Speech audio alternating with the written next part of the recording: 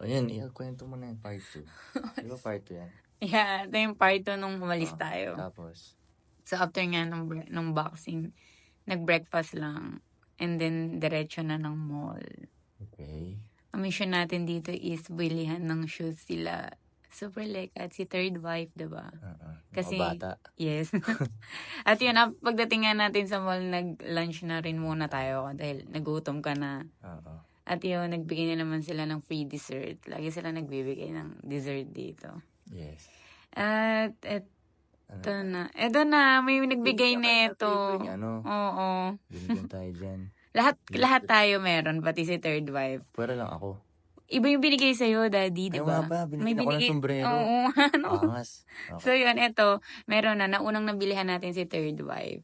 Kasi mas mabilis mahanap yung kanya.